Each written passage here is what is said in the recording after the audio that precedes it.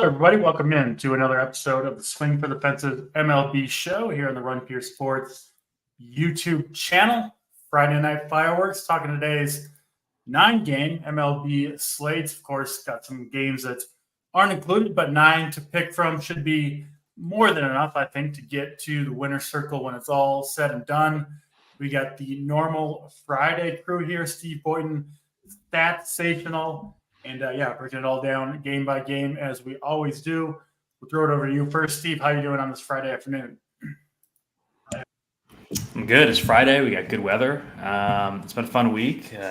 Watched some NBA playoffs last night with nothing else going on. It was kind of the only thing on, that in NHL. I'm glad it's not what do we have on Tuesday, like a 13 or 14 gamer. We can actually take some time to talk about each game here, which is nice. But it's good to see you guys. Yeah, it's a big sports weekend. We've got, of course, baseball tonight, and then tomorrow, my Wolves and Nuggets play game 1. Kentucky Derby, a big MMA card. It's going to be a fun week of sports, as it usually is. I'm personally not the biggest horse racing guy, Stats. I don't know this for sure, but I'm guessing you're a horse racing guy. Do I have you pegged correctly? Well, I love horse racing, okay, but am I good at it as far as betting? Absolutely not. But I love it.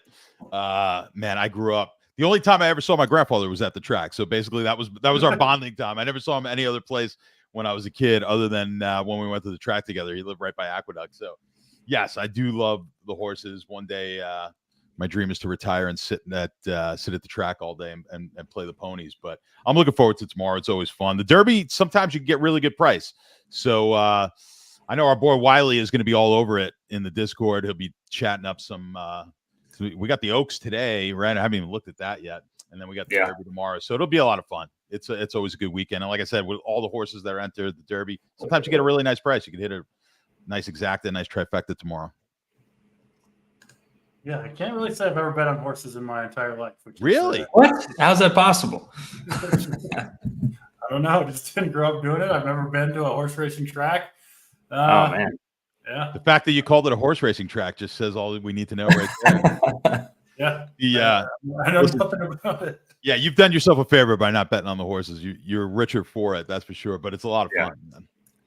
I got enough vices as it is. I don't need another one, to voluntarily sign up for. So maybe I'll stay on the straight and narrow when it comes to betting on the ponies. I'm sure it's a good time. Jake's Wales, I have no doubt that I would enjoy myself going to the track and betting on some ponies. But with that, let's get into this MLB slate. Hit the like button if you're here watching the show on Friday afternoon.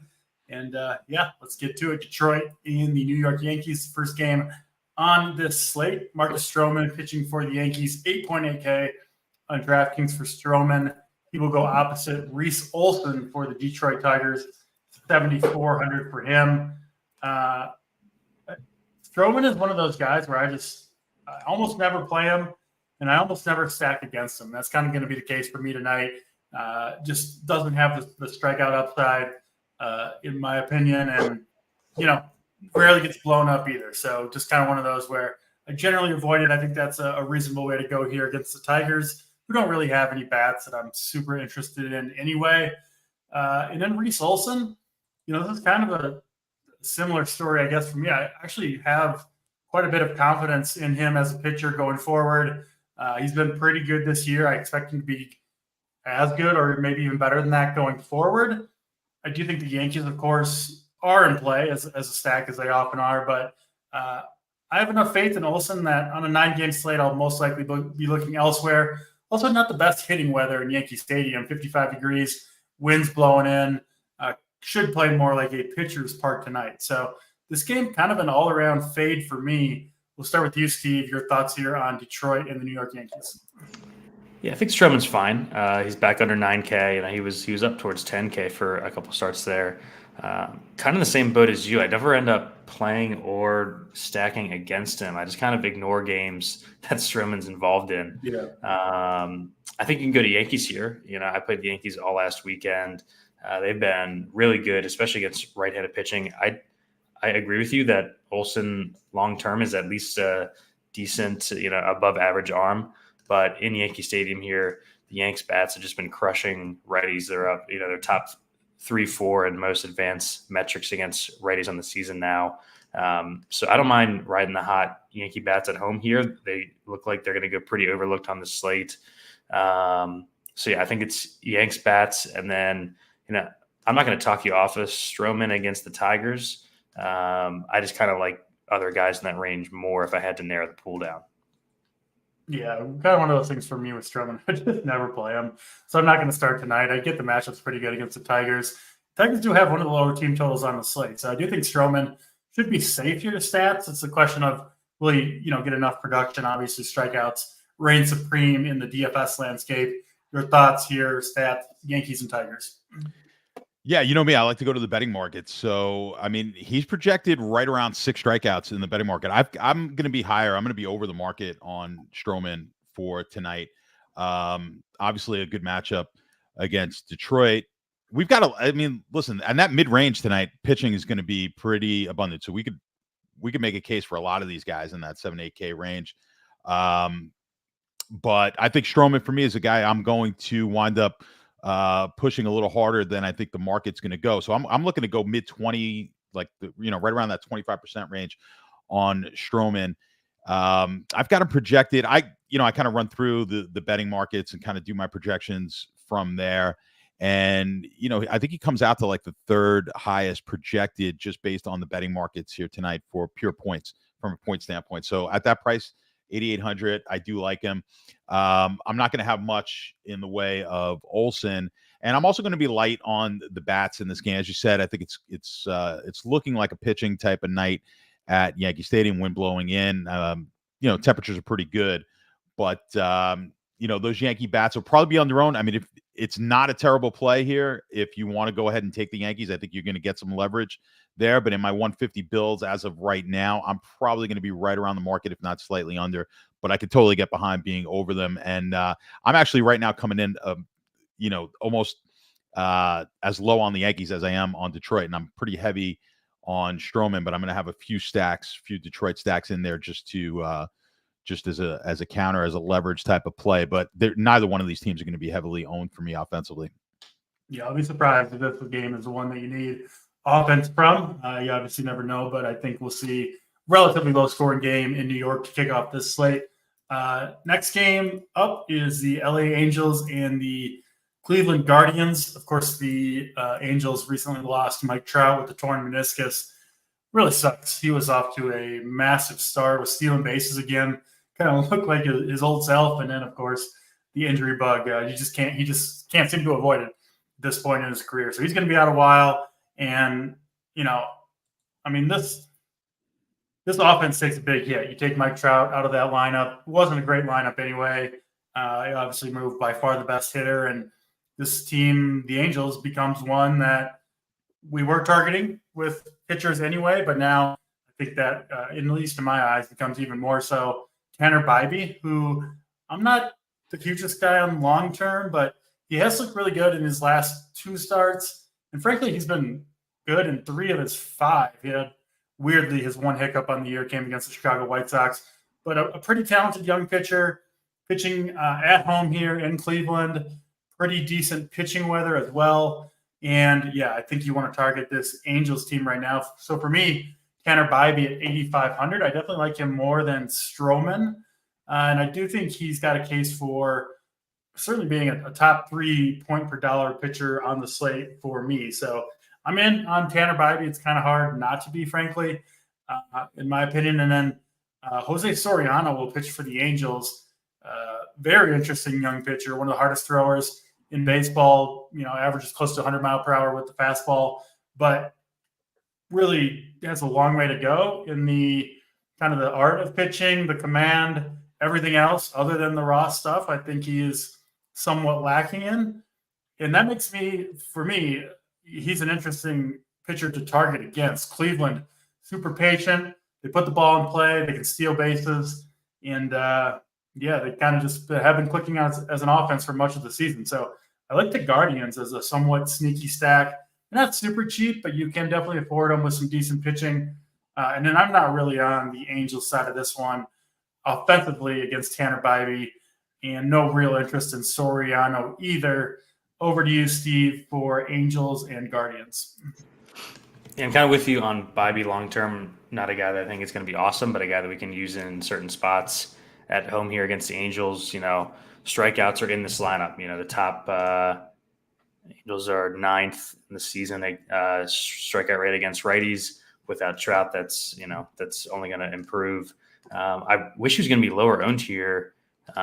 Sabres currently got him as the highest owned pitcher on the slate. Yeah. I was hoping that he would be lower in this spot. I don't love it. I'll probably end up with some, but not a ton of him.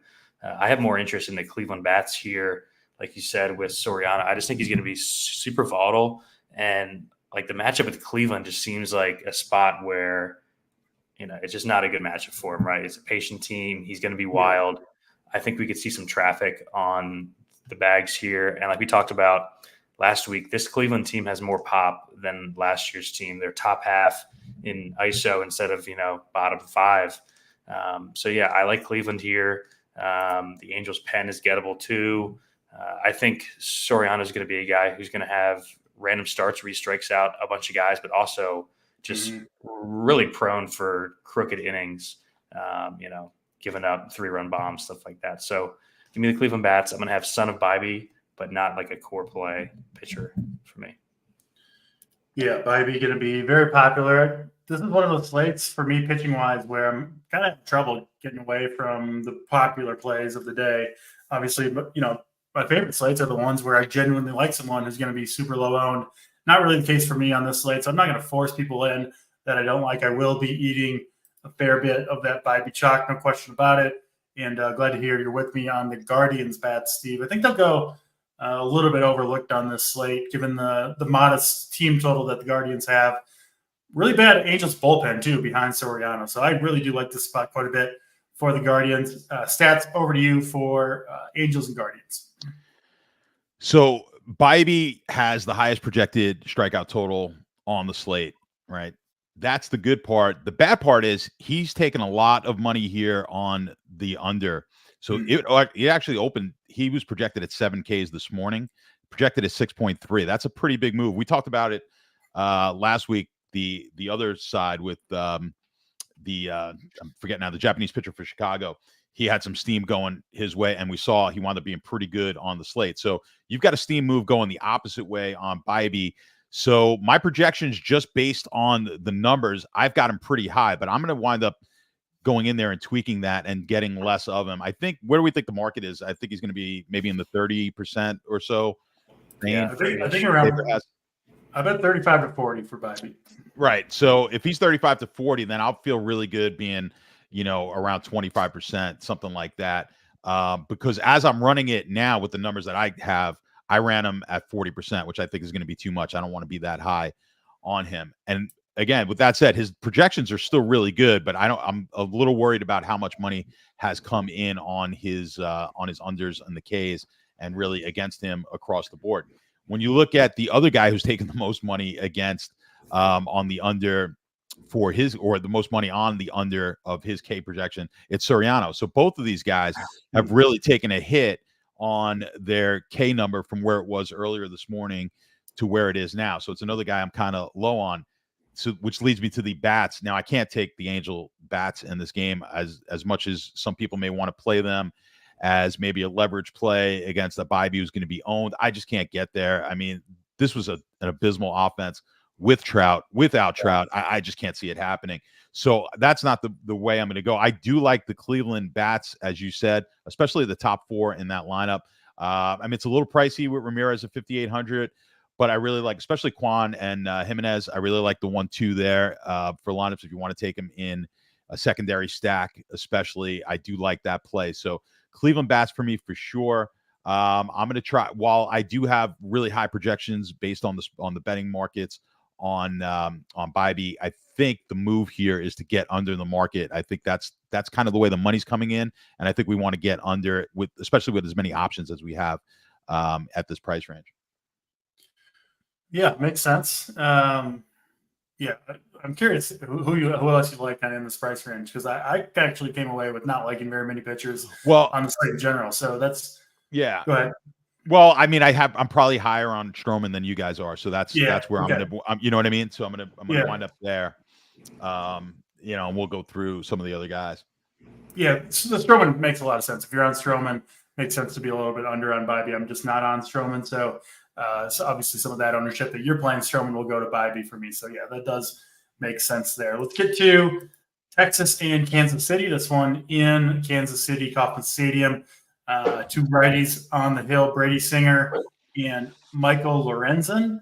Neither of whom I think are very good. I know Singer's results so far this year have been solid. He had that dominant first outing against the Minnesota Twins back in March, and he's been, just kind of chugging along since then. 14 DraftKings points per game, something like that. Has walked 3 guys in each of the last 3 games that he's pitched, and honestly, Steve, I wasn't really buying into Singer. Even after that first start, I really didn't see many changes, and I still think he's a pitcher to target in general. And Lorenzen, I would say the same thing about him. Just not a pitcher I'm super impressed with. I think people might stay away from these offenses, the Royals and the Rangers in general, just because of Kauffman Stadium and it's perceived pitcher's park, which is kind of true, but mostly it's just the home runs, right? It's hard to hit home runs there. Everything else is totally fine at Kauffman. It is a decent place to stack up bats. It is one of the better parks just for base hits in general. So I like the offenses here, particularly the Rangers side against Brady Singer. I think is pretty sneaky. Not going to come super cheap, but I think they can do damage 1 through 9 throughout that lineup. And I don't even mind the Royals side against Lorenzen either. Not on these pitchers personally. What about you, Steve? Royals and Rangers. Yeah, speaking of the park, our friends over at Ballpark Pal has us as the second best park for runs on this slate. Yeah. So not, cold, chilly Kauffman with winds blowing in. It's, in the 60s pretty much everywhere across the board today. We do have Bill Miller in this game, but, that's a marginal downgrade. Singer is a 2-pitch pitcher. Rangers, I basically only play Rangers against right-handed pitching. Their lineup is just not good against lefties right now, but against righties, their top half, I could see them here. I actually prefer the Royals side against Lorenzen, just like the lineup and kind of the way they fit on this slate. The way the puzzle pieces kind of come together. If you need cheap bats, man, the back half of this Royals lineup in a pretty good spot is, they've got 4 guys under 3K. They kind of fit positions where you kind of want to save at catcher and second base. I think the Royals fit teams pretty well on this slate. Lorenzen's not a guy that you're actively, avoiding. So don't love the umpire. I think I'm fine with the weather in the park. I lean the KC side. Neither pitcher's in play for me on this slate, for a smaller pool of lineups, though. Yeah, Corey Seager not been good so far. I think he's hurt, man. He keeps saying that he's not hurt, but he's not driving the ball. Yeah, I don't know. Him and Corbin Carroll, have just been terrible. Yeah, Acuna's been stealing bases, but not doing much else. Yeah, I do expect those guys to come around, but more worry for me with Seager and Carroll, as you mentioned, than there is for Acuna. A few other guys off the slow starts this year for sure. Normally, those things kind of get straightened out as the season progresses. We'll see on those particular guys in general. Stats, your thoughts here. Lorenzen, Singer, Royals, and Rangers. Yeah, I mean, the pitchers, I really don't have any interest in. Singer's projected here, just under 6 hits, 3 runs, and to get you 17 outs, 4.5 Ks, somewhere around there. Don't have a ton of interest. Lorenzen, I mean, projected at 3.3 Ks. I mean, it's just not going to do it for me. I agree with Steve here. I like the Kansas City bats, and for the exact reasons that Steve said. I mean, you're going to get, you got the 5 hitter in that lineup at $2,800, the 6 hitter at $2,600, and then a couple of the guys at the back end, they're sub 3K as well. So you could really fit in the pieces on Kansas City, I think, a lot better than you can the Texas side of this game. And for that reason, I'm going to be a little bit higher here on the Kansas City bats than I will be on the Texas bats on a slate where there's really no dominant stack. I didn't finish. I haven't put out the the team total stack percentage yet. I'll do that once we get off the show here. But there's not going to be, there's no Colorado game. There's no big heavy team total. The Atlanta's playing the Dodgers, so that's a higher team total, but it's not something that we absolutely have to hammer. So yeah, I don't mind playing Kansas City here as a low owned stack where we can maybe get in some more expensive pieces to go along with them. Some one-offs and things like that are going to be a little bit more pricey. So I agree with Steve wholeheartedly. I like the Kansas City side more than the Texas side, and the pitching side of this game, you just can't even touch, I don't think. Yeah, we don't have a single total over 5, team total over 5 on the entire slate, including the early games, which is pretty wild, given, we're into May here, all these teams in play. I'm sure you guys have seen, it looks like the baseballs, the dead baseballs are back, which is just super annoying, I think. I don't know. I want to see bombs. I know, me too. I definitely prefer the high score in baseball games, but is what it is.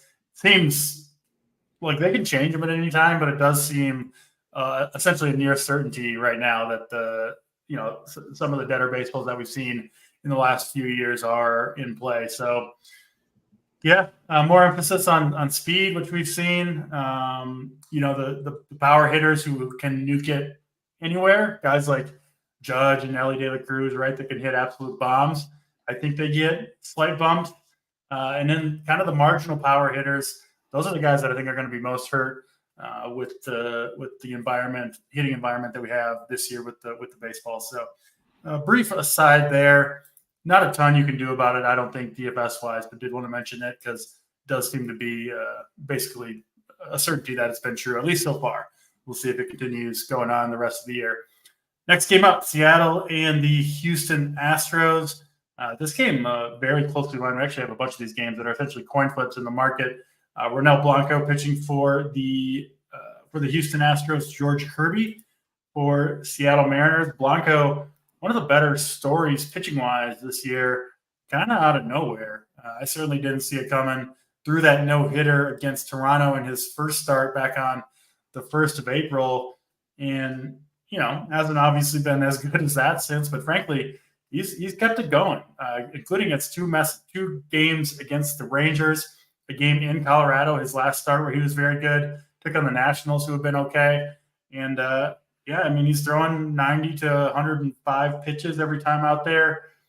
He looks good to me, Steve. I didn't see this coming, but at this point, I do kind of buy in for the most part. 8,200 on DraftKings for Ronel Blanco.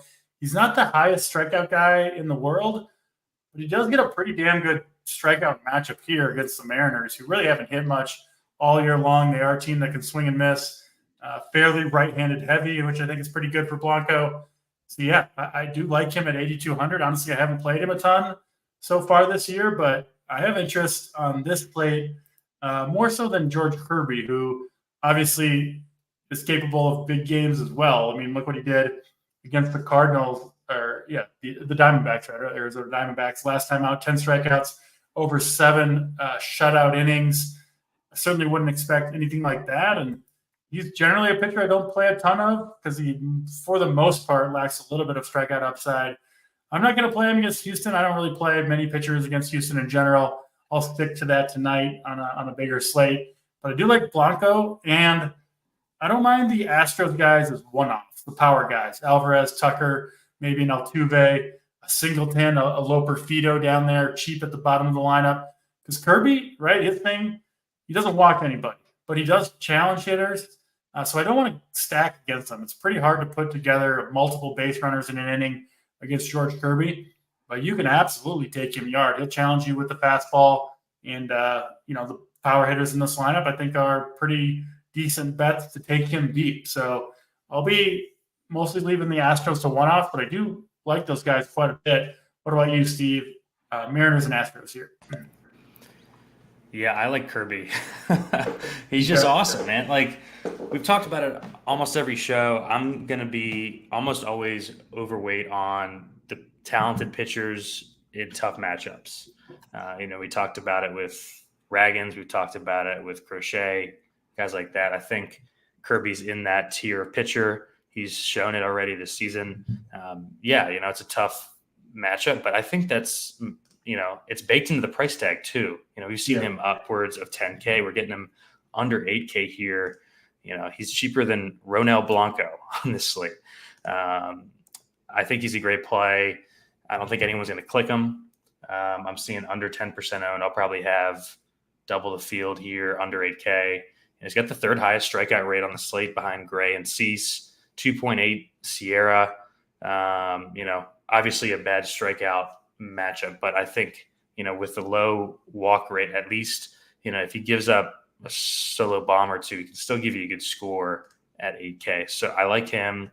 Blanco has been great. Like you said, regression's coming, but not like to him being a bad pitcher. It's to him being like a league average pitcher. So I think that he's fine here. 1.65 ERA, but the estimator is like 4.2-ish with a 170 BABIP. Like you said, there's strikeouts all over Seattle's lineup, third highest on the season. They've been hitting better of late. I think he's in play. I'm trying to decide if I want to have him in my pool. I think I prefer Tanner Houck, who we'll talk about later at that same price tag, though. All right, let's go over to you. Stats for Astros and Mariners here. Yeah, so projection-wise, based on the markets, these guys are really, really close to each other, and you're getting the discount with Kirby. So I do like Kirby a bit more. The strikeouts, that's a problem. Projected at 5.3, but he's projected to basically go deeper than everyone else on this slate outside of Gray. So you're looking to get potentially 7 innings based on the betting markets from Kirby here. So, that gives you a little bit more point potential. And like you guys said, the Ks or the walks, he's clearly the lowest projected in walks. He doesn't give up a ton of that.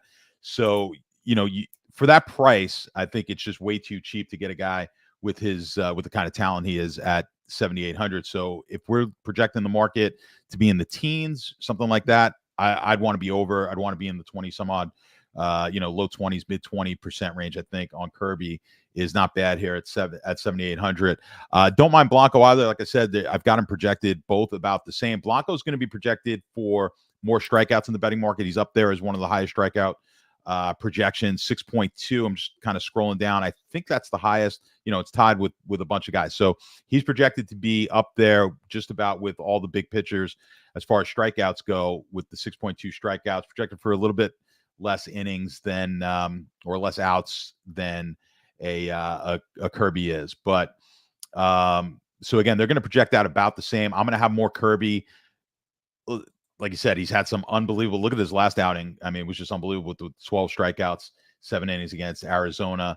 I like that. Now, from the bats standpoint, I'm looking at Seattle way more than I am Houston. So I like Seattle bats. I like Julio Rodriguez as one of my higher owned guys here today. Rojas leading off at 3,200, I think is a great is in a great spot. Raleigh at the catcher spot at the 5. So I'm going to be pretty high on quite a few of these guys. Dylan Moore is batting ninth, but I like that as well at 3,100 in the outfield, getting a cheap outfield play. So I'm going to have a lot of these guys. I'm going to have a lot of Seattle stacks, more so than I will Houston, although I'm going to be playing some of these Houston guys as well. I just think the Seattle stacks are strong, and I do prefer Kirby over Blanco. Yeah, Seattle bats are really cheap outside of Julio Rodriguez, who even his price, 5,100, is kind of lower than we're used to seeing it. A little bit of a slow start for him to the year as well, but everybody else is under 4K on the Mariners. So if you're not a Blanco believer, or you just want to get some leverage against, I think what'll be a pretty popular pitcher in Ronel Blanco, I do think the Mariners make some sense. So I do get it for sure from that perspective. Boston and Minnesota up next, 8 total in this one. Another game that's closely lined. Minnesota slight favorites. Should be good hitting weather in Minnesota, 65, 70 degrees. Winds blowing out to left field. Tanner Houck pitching for the Boston Red Sox. He's been awesome this year. Pretty much every time out, outside of one start against the Angels. He's had some big outings too, including complete game shutout against the Guardians of all teams. 9 Ks, no walks in that one. And he's looked awesome. I do think, like a few of the other pitchers that have been great, I do think regression's coming for Tanner Houck, but I do think this is mostly for real. And I do think he's kind of a legitimate budding ace to some extent for the Red Sox. Take on this Twins team who have won, I believe, 10 games in a row now, 9 or 10 games in a row for the Minnesota Twins, which honestly has me a little hesitant on Houck. I don't love picking on teams that are on fire. I know it's been a lot of the pitching too that has carried the Twins, but nevertheless, don't love this spot for Houck. A bunch of lefties in the lineup as well, who he has historically not been as good against. But I get it at 8,100. That's a discounted price tag, I think, from where his true talent level is. And then on the other side, Chris Paddock pitching for the Twins. He had the one big game against the White Sox. He's been very pedestrian outside of that. And the aggregate numbers for him don't really look very good. He also lost velocity on the fastball last time out against the Angels, was down a couple miles per hour. Obviously, Paddock coming off of like a couple of years of missed time with injury. And I do think it's possible he hits the wall early on this season. I think this Red Sox team is pretty interesting in this game. I just don't trust Paddock. I think even the good version of Paddock, the Red Sox have a pretty good chance to hit. And I think there's a pretty realistic chance that we don't get a good version of Paddock here. So I think the Red Sox, a very sneaky team, certainly prefer the top 4 in the lineup. It does fall off quite a bit, but those guys at the back half of the lineup are very, very cheap as well. So, yeah, I think you could play the Red Sox stack a number of ways. And, yeah, I won't go crazy with the Twins here, but I do think guys like Larnach, Kirilloff, Julian, the lefties against Houck are reasonable plays. Steve, I think you mentioned you were on Houck earlier. I saw you nodding about the Red Sox. Talk to us, Twins and Red Sox here. Yeah, I love Boston here. Both sides. Houck at 8K, like you said, just too cheap for the talent. There's strikeouts in this Twins lineup, 7th on the season against right-handed pitching. Yeah, they're hot. That's like the only drawback I think I see with this matchup. The bats are hot, but man, he's had the talent. He's finally putting it together. The underlying stuff backs it up. He's just behind Sonny Gray and Sierra on this slate. Really like him here around 8K. I think Boston's the best contrarian stack of the slate. Paddock, 2-pitch pitcher for the most part. Velocity's down. He's been pretty bad outside of that one random White Sox start, which, you can count that if you want, but, I don't really count AAA stats with pitchers in the show. So Boston has been sneaky awesome against right-handed pitching. They're kind of like a better version of the Rangers in the splits, right? Like the Rangers hit righties, cannot hit lefties at all.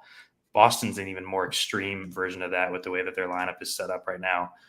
They're up to 1st in ISO in the major leagues against right-handed pitching, 5th in weighted runs created plus the last month. I like the lineup. We got Abreu hitting cleanup for under 4K here. Look, Vaughn Grissom is back, our old friend. But yeah, the top 4 is awesome. And like you said, there are cheap bats in the back half of the lineup that help to balance out a full stack. So in comparison to their team total, they're my favorite, stack. I'm not even sure. Do we have a team total of 5 on this slate? No. Nope. Yeah. At the ownerships I'm seeing now, Boston's my favorite, low-owned stack of the slate. Yeah, they're my favorite contrarian stack. My only problem with Boston is the Twins bullpen has been one of the best in baseball really the last couple of years, including this year. And that was before they got back, Yohan Duran, their closer, who came back and looked like his normal self. So now they've got Duran, Jax, Brock Stewart, Thielbar, all available to pitch in this game. They had the day off yesterday. So if it's close at all, Boston's going to face some elite arms in the 6th, 7th, 8th, 9th inning. That's my biggest problem with them. I think one that I got to remember to make when we get off this show, Boston first 5 innings money line I really like here with Houck versus Paddock and the Twins bullpen coming in after that. So I'll be sure to fire on that one when we're off the air. But nevertheless, I do still like Boston. And, we mention this often, but if you can do enough damage against the starting pitcher, right, if they can put up 6-7 runs against Paddock, you won't see those pitchers, right? You'll get the crappers at the end of the Twins bullpen. And that's something important to consider with the stack. But let's go over to your stats for Red Sox and Twins. Are you with us on the Red Sox side of this one? Yeah. Well, when you say with you, I'm not going to be – I probably won't have as many of the bats on either side, and certainly not on the Boston side. So I'm going to kind of pass on the bats in this game. I won't be there with you guys there. As far as Houck goes, he's gotten some steam in the betting markets to the over on his K prop. So that's interesting. He's right now projected to get you 6.1 Ks in the betting market, which I like. I've got him, when I kind of ran it, I was in the mid-teens here on my ownership levels. Don't know. I think when I just looked at Saber while you guys were talking, they've got him a little low at 10. I think it'll probably be higher than that.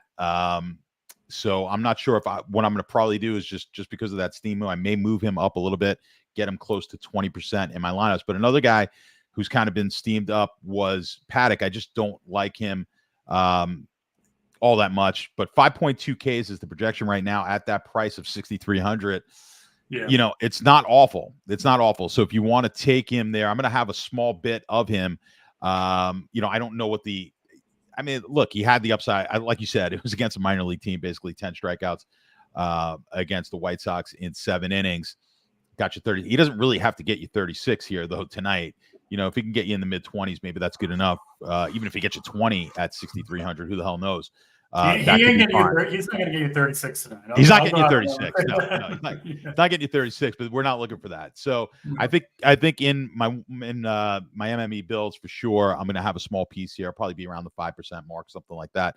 Not going to go crazy, but I think it is interesting. He was steamed. His total Ks were steamed up a bit, and 5.2 Ks projected is in the upper half of this slate at a really cheap price. Obviously his other numbers are not projecting all that well. But if he can get you some Ks, get you up to the 7 Ks and kind of keep it respectable as far as the runs and the hits that he gives up, who knows? He may be viable here. So I think more of a play for me in MME. But offensively, I think you guys are a little bit higher on Boston than I am.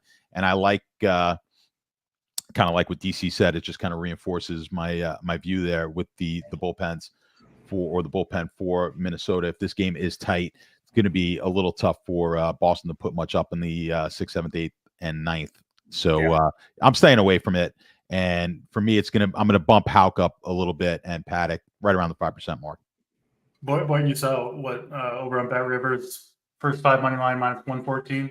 Yeah. Yep. I just put that in. Love it. And then Bobby Boom, our guy Bobby Boom has a ton, Mr. Tyler O'Neill. Been a good move early on this season. He looked awesome at the plate and could absolutely see him hitting a nuke off of Chris Paddock. So with you on Tyler O'Neill, I think a very strong play on this slate, Bobby Boom. All right, let's get to Chicago and the St. Louis Cardinals. The White Sox have already caught a few strays in this show, calling them a minor league team, mentioning all these, not great pitchers that have done great against them.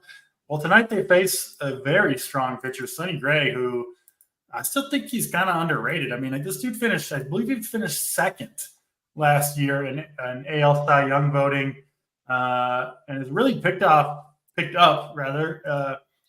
much where he left off last year. He missed, I think, the first 1 or 2 times through the rotation. He had a little hamstring tweak in spring training, only threw 64 pitches in that one against Philadelphia. So if you look at the game log, those first 2 outings would have been even better if he had thrown the 90 to 100 pitches that you can expect in this game. Through 64 the first outing, 72, but then 93 and 92 in the last 2. So Sonny Gray is a full go here. He's been awesome. He gets to pitch at home. It's a pitcher's park, certainly in St. Louis, and he gets this White Sox team, which has been terrible. They've shown a little bit more life recently, but this is still undoubtedly one of the best matchups in baseball for opposing pitchers. I really don't have anything to say bad about Gray other than he's the most expensive pitcher on both sides, and will be one of the more popular pitchers on both sides as well.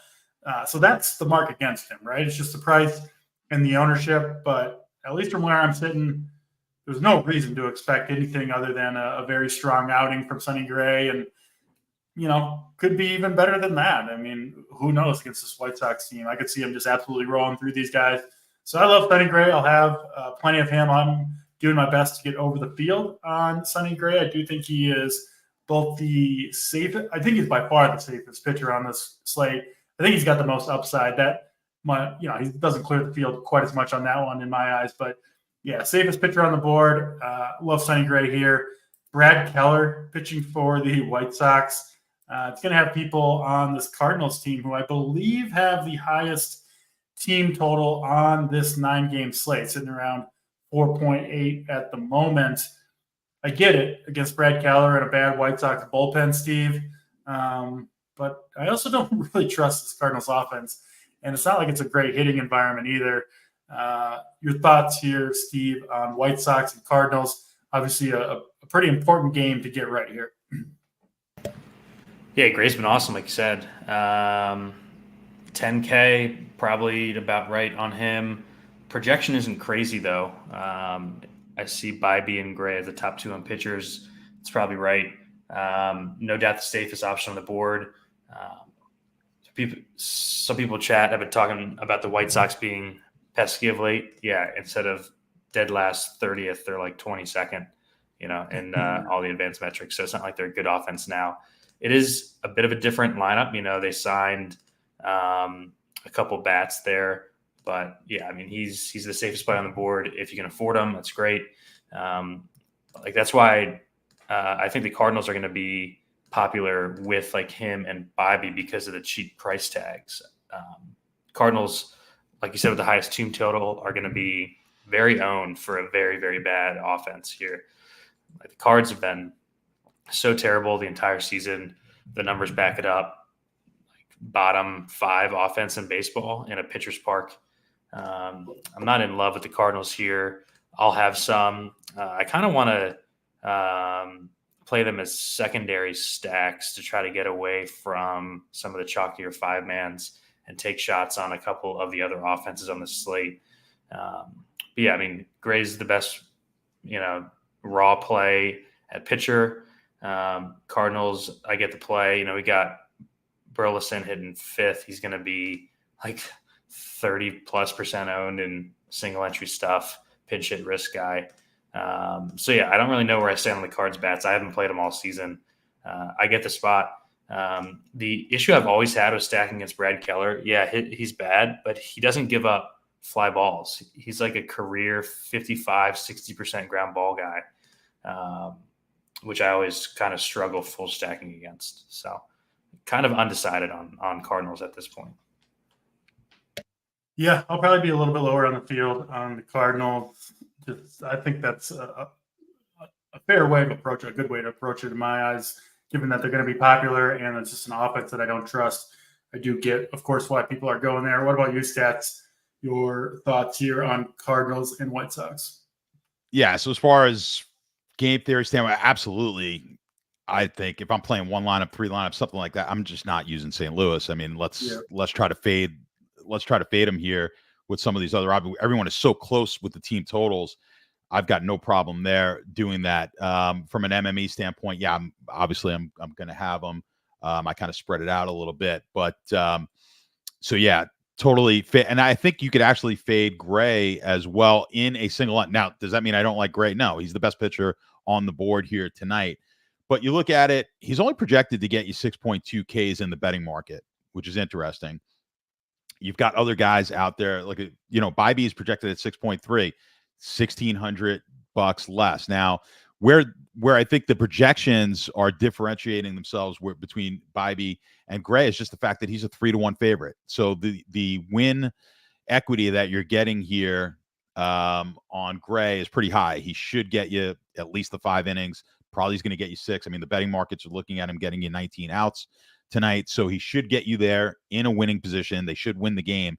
So he's got fairly high win equity. I think that's what you're getting. But if you look at the other, you take the win equity away, he's pretty close. I mean, Bybee's got pretty decent win equity as well. I mean, he's a 2-1 favorite here tonight, and he's projected at getting you 18 outs. So I've only got them as a 2-point differential, and you're talking about a $1,600 differential. So I could get on board with certainly getting down to Bybee and leaving Gray off of your or if you build off your builds tonight, and kind of playing it again where we talk about playing these guys, maybe taking a Stroman, who I like more maybe than you guys do.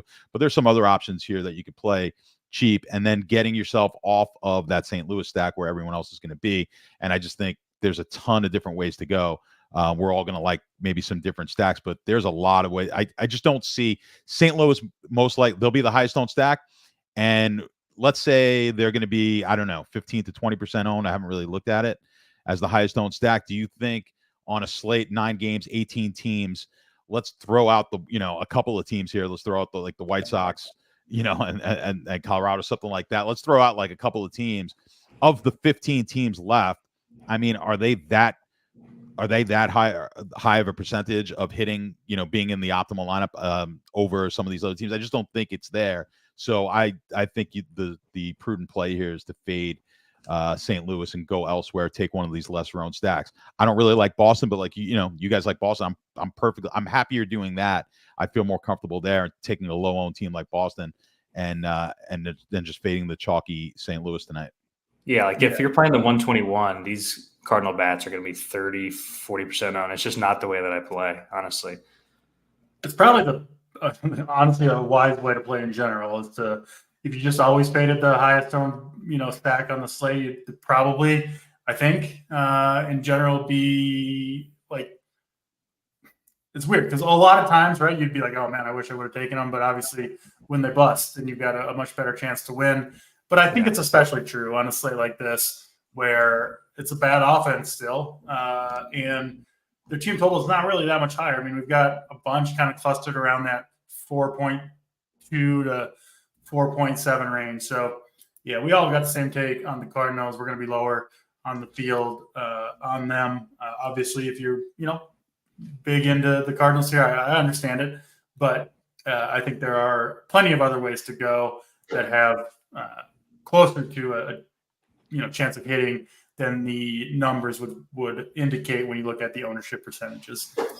San Diego and Arizona up next as we move to the later games on the slate. It is Dylan Cease and Slade Ciccone. We'll go with that. I don't know if that's right or not.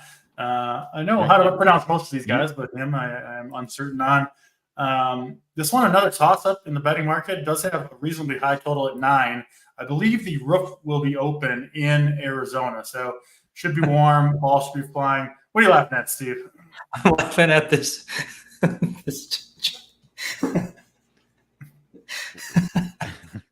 I don't know why they're being poop joke. Poop joke. I got to keep going. All right, I didn't take it for a poop joke, guys, Steve. But all right, we'll go with it. Back to Arizona, San Diego. Dylan Cease. He's been pretty good this year. Generally don't play a ton of Dylan Cease. That's mostly been a mistake so far. He's been pretty damn good outside of his last start, which came against the Phillies, who I'm not sure a ton of people played him against anyway. A little surprised about the Arizona team total in this one, given how good Cease has been, but I do think it has something to do with the good hitting environment. Obviously, Arizona's been a pretty good offense all year. They have done significantly more damage against lefties. Cease, of course, throws from the right side. I'm kind of off Cease here as I normally am. I just kind of don't trust him, but I do think he's got upside. I'm sure he's one of the highest guys in the K-prop market. And then Ciccone, 6,600. I mean, he has looked pretty good through 2 starts. I'm not really buying it. And I don't love picking on this Padres team either, Steve. So I'm kind of mostly off of this game. Where do you stand on Padres and Diamondbacks point? Yeah, the thing with the Snakes is, like you said, they've been crushing left-handed pitching with their lineup, and they've sneakily been awful against righties. 27th in both weighted runs created plus and ISO. For comparison, the White Sox on the season are 28th. So, they've been sneakily really, really bad. A lot of that is obviously Corbin Carroll being horrific. And, if you look at their lineup, it makes sense that they would, be better against lefties. Ketel Marte, Christian Walker, guys like that. They picked up Gito Suarez. So yeah, I'm in on Cease here. I like the price tag. I think he's got big upside in the spot. The only issue for me is it looks like the roof is going to be open here. But again, you have to make contact for that to matter. And Cease is going to miss a lot of bats here. So I'm in on Cease. I actually don't mind. I was going to call him the Diamondbacks arm, Ciccone. I was just going to say the Snake's arm here. He's just so cheap. The Padres, they just don't have any pop in their lineup. They're like 20th or 21st in ISO. Not super scared of them here. Not a guy that I'm rushing to the window to play, but I think a guy that you can keep in your pool. He's just so damn cheap at 6,600. He's looked good so far. He's had 2 good starts. The underlying numbers are fine. He had good strikeout rates in the minor leagues. I think he's a okay play here. No one's going to play him. I'm going to have a small amount in my in my 20 lineups. He's not my favorite cheap play, but he's in the pool for me. Yeah, that makes sense. I might have undersold him a little bit. I might grab a share or two of Mr. Ciccone. What about you? Stats, what do you see between the Padres and the D-backs? Yeah, no Ciccone for me. So I'm going to be out there. I do like a little. I like Cease a bit. What's giving me some pause is just, again, the betting market. He's kind of getting bet down on his strikeout total from where it was. Right now, he's projected 6.1 on 6.1 strikeouts. I've got him as my third overall projected pitcher on the slate. Again, Bibee I've got as a higher projection than I do Cease. So I will have a bit of Cease. I may be even over the market depending on where it is. I'll be right around 15%. So we'll see if he comes in around there. I know I saw some projections earlier that were below that. So I'm fine. If 15% is going to be over the market, that's fine. I do think you get some upside. So I like it in the GPPs. But I mean, I like that ballpark. I always like that hitting environment. Do we know if the roof is open or not? I mean, it's going to be pretty hot there, so I don't know if they'll probably have that roof closed. They announced that it was going to be open earlier today. Oh, all right. Well, then I like San Diego even more. See, I like the San Diego bats. I know you're not on them, but I'm going to have a pretty heavy. I'm going to be pretty heavy on the San Diego stacks. I don't like. I don't like the pitcher. I like the ballpark. And this is going to be one of my favorite stacks of the day. It might be my biggest stack of the day. So I'm going with San Diego stacks pretty heavy in this one, and then definitely Cease. Actually, figure Cease up to maybe 20% from me. So I'll probably be over the mark. Although I'm gonna before it's all said and done, I'm gonna probably get it down to 15%. So let's stick with that on Cease.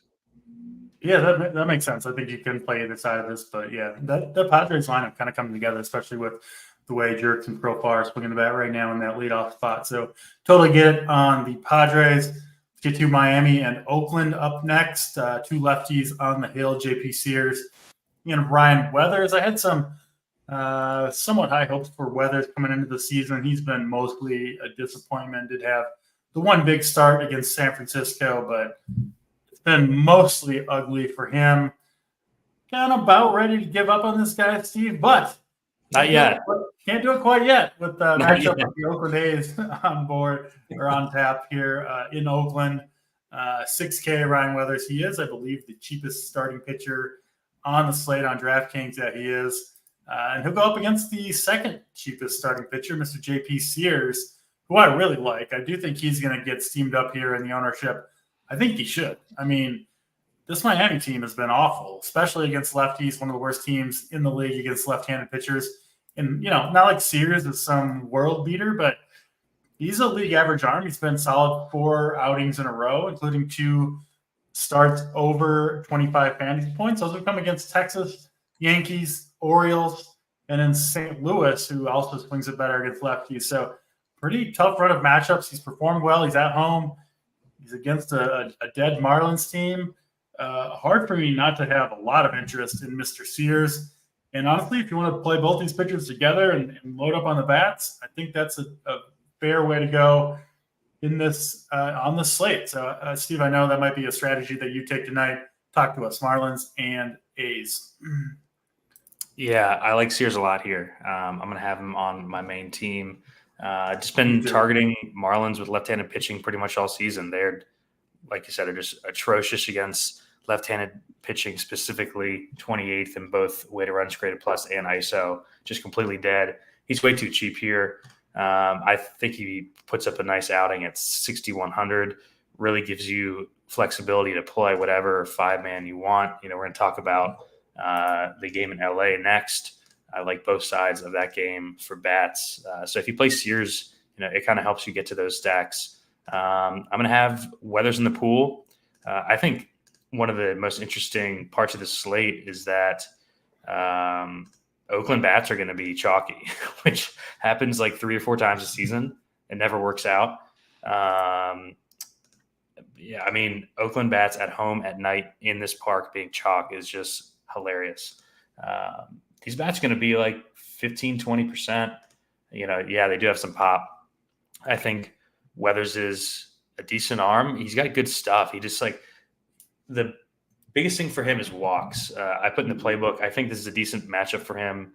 Oakland bottom like 6 in the league in walk percentage. They're not out there looking to walk. They're trying to hit bombs, especially right now. It's been working out, but they do strike out a ton. 5th highest strikeout rate against lefties. So is it a sexy play? No, but he's 6K in the Coliseum against Oakland, who strikes out a ton. I think he has to be in the pool, especially if you want to play Dodgers and you want to play Braves, which I do. It's a Friday night fireworks show. We got to play some Braves, and to play the Braves, you have to play these shit pitchers. So I'll be playing some shit pitchers tonight. Me too. Stats, you playing any shit pitchers from Sears and Weathers on your teams? I do. Yeah. No, I mean, you got to have Sears, but I mean, it's just ugly to say, right? Like he's going to be owned, and it doesn't feel all that great. But when I do the projections, he's not all that far projected below a Kirby, and so you kind of, he's got to be in your mix. So I've got him right now, 15 to 20%. I think what I'm going to wind up doing here as we get closer, or once we get off the show here, is I'm probably going to reduce it. I just don't feel comfortable being that high. I think he's a decent fade at the ownership level that I think he's going to be at. So I like some other pitching options better. I agree with Weathers. He needs to be in your mix, but not nearly as high. I mean, they're basically at the same price. I think the upside is certainly there at a higher rate for Sears. If you didn't want to play Weathers at all, I'd be okay with that. Also, but could you imagine a lineup of both of these guys taking it down tonight? 12K at pitching and playing against each other. Don't think that's going to happen, but I just don't think they get deep enough in the game. When you look at the markets, they're not really projected to get either one of these guys going too deep. Like you said, you've got you've got some walk issues with Weathers, but his walk total is not all that drastic when you look at the markets from a lot of these other guys. But the thing is, you're looking at 16 outs, right? So he's barely going to get past that 5th inning. So I'm not really high on that. But the bats, look, Oakland, again, another thing. I mean, we're talking about Sears and Oakland being the chalk play of the, chalky play of the night. Absolute fade there. I'm going to have it obviously in MME, but I think you want to get under the market. I think I'm more comfortable with Sears than I am chalk Oakland bats personally. I think a lot of people are going to be in. I would agree. I think people more because it's more of like playing against because they've seen Sears have some good performance, right? So Sears has had a couple of outings here. No, I wouldn't be surprised at all if Sears is a top 3 pitcher on the slate. It could have he's in my mix. Yeah. I don't know where I'm going to be. Well, where's he going to be ownership wise? I mean, let's get that. That's always the key, right? So I think, is he close to 20? Is he 20% owned tonight? I think he's 15-ish, 13. Okay. 15. So I'll take the over. Then I'm fine being, if he's 12 or 13%, I think then you want to be over. I would agree. But if he's 20, so again, I'll be in the high teens and I'll play it by ear. If he's 25%, fine. I think you guys went too crazy. If he's 10%, then no, then there's too much upside there. So I think the right place to be if you're 150 builds is going to be in the 15 to 20% range and let your whatever the saying is that I can't think of right now. But the chips fall where they may. Chips fall where they may. I was thinking of cards. I'm like, yeah, chips. Yeah, there you go. But but as far as the offenses go, again, there's just too many options here tonight for you to go crazy. We're going nuts here with St. Louis and Oakland. Like that's basically what we're saying. That's where we're gonna shove it in. Like, right. There's no reason for that at all. So I think you got to avoid that. Certainly in your your 3 maxes, 20 maxes sort of builds, and just go elsewhere. But yeah, I'm with you. If you want to get on Sears, absolutely fine. But if he's going to be low owned, again, 15 to 20% for me is kind of the sweet spot. I think he's got much more upside. Whether it's, it is what it is. I just don't.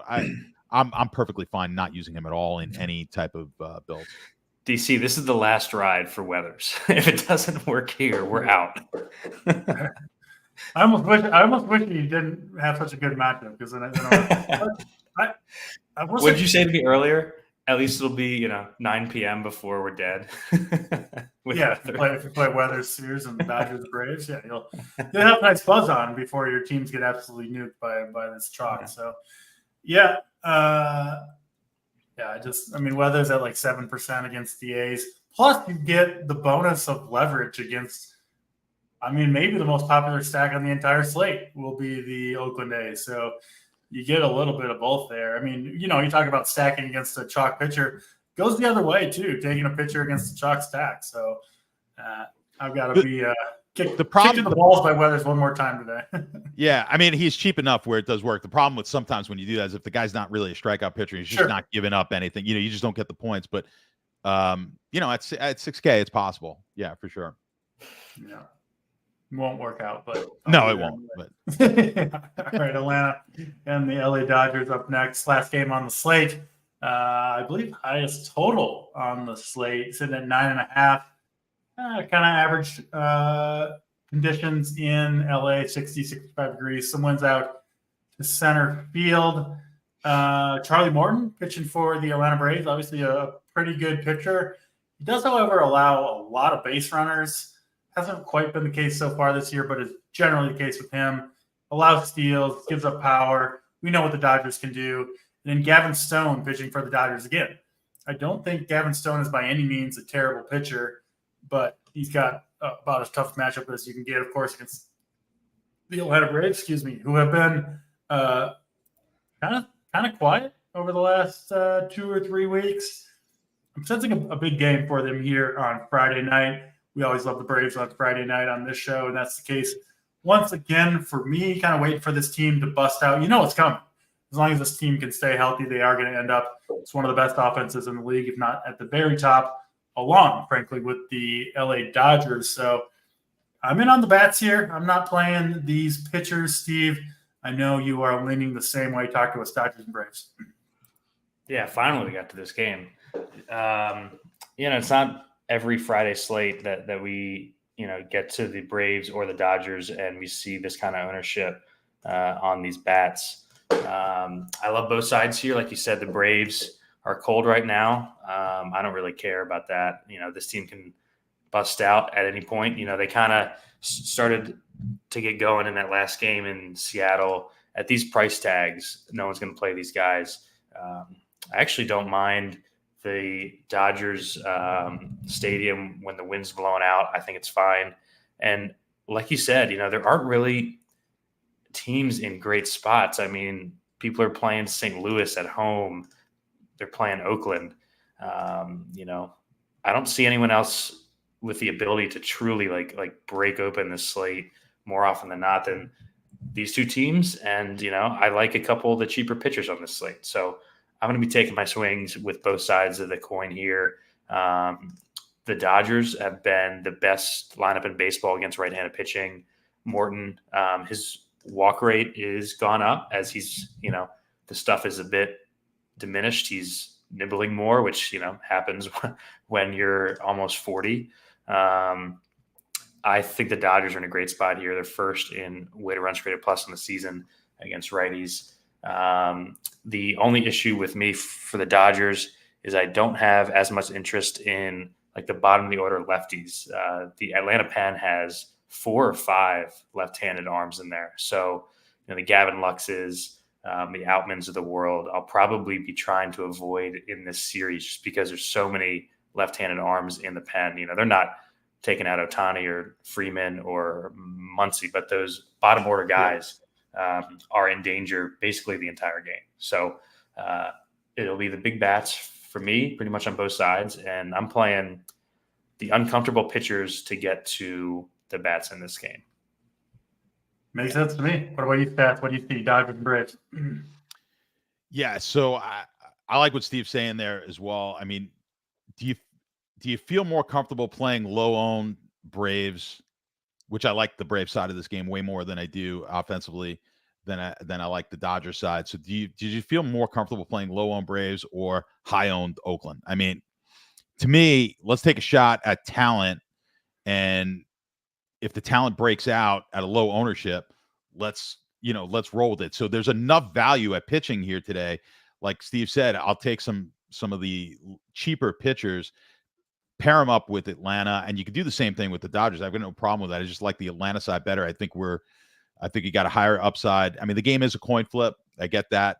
But even if you took Morton and Atlanta, right? If you took, because I will have a little bit, I'm not high on Morton, but I'm going to be in that, high single digit to 10% owned. That's another guy. I mean, that's just going to be a very unique build, I think, tonight. And I don't love Stone. When I look here at the, at the betting market, Stone just basically is a pass for me.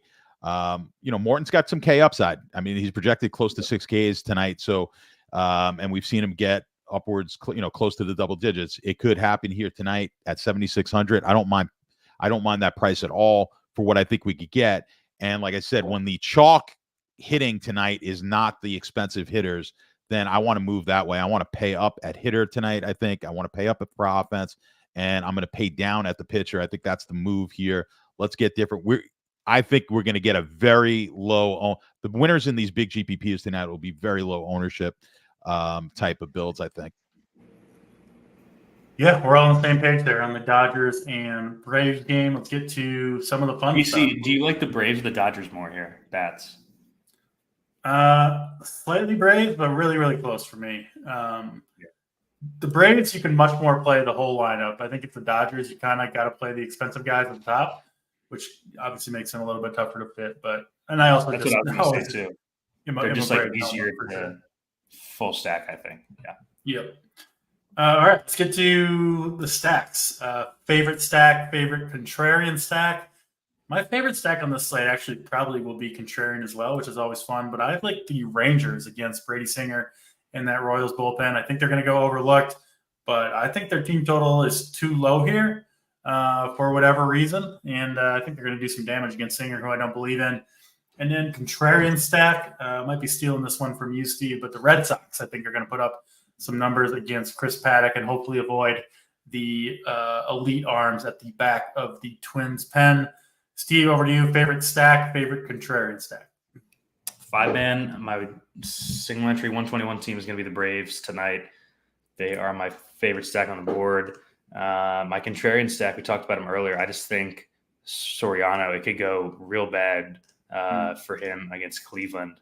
I think Cleveland's just the perfect type of lineup to frustrate a pitcher like him who, tries to overpower you and is going to get wild if you let him. So, tough spot for him, I think. That's favorite stack, favorite contrarian stack. Yeah, I think my favorite stack is a contrarian stack, but I'll go with the stack that I'm going to be higher owned on, and I'm going to take San Diego as my favorite stack of the night. And then my favorite contrarian stack, I'm going with Steve. I'm going to take Atlanta. I mean, anytime I could be contrarian low home with Atlanta, hey, let's roll with that. So I like that as well. Atlanta is my contrarian. All right. Most important pitcher, roughly defined as the pitcher you'll be most overweight on. Pretty easy one for me, Mr. JP Sears. He's going to be popular. I think he's going to come in even higher owned than the ownership projections say, which have him around 15. I'm fine with that, honestly, given his price tag and the matchup, pitching at home against the Marlins. Like I said, I wouldn't be surprised at all to see him come in when it's all said and done as a top 3 pitcher on the slate at the second lowest price tag of any pitcher on DraftKings. So I'll be eating the JP Sears chalk. Sign me up. Steve, your most important pitcher on the slate.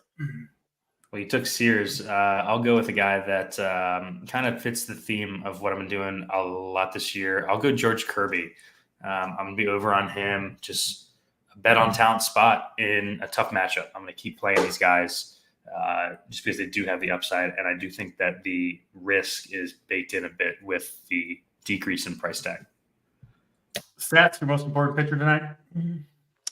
I'm trying to decide between two guys, but I'm gonna stick with Stroman. I'm gonna say Stroman's gonna be my most important pitcher on the slate. Houck was the other guy that I'm looking at. Just like the steam move there, but I'm still projecting. I think Stroman winds up getting more points here for us than Houck. So I'm gonna stick with Stroman as my highest owned guy, or as my top pitcher of the night.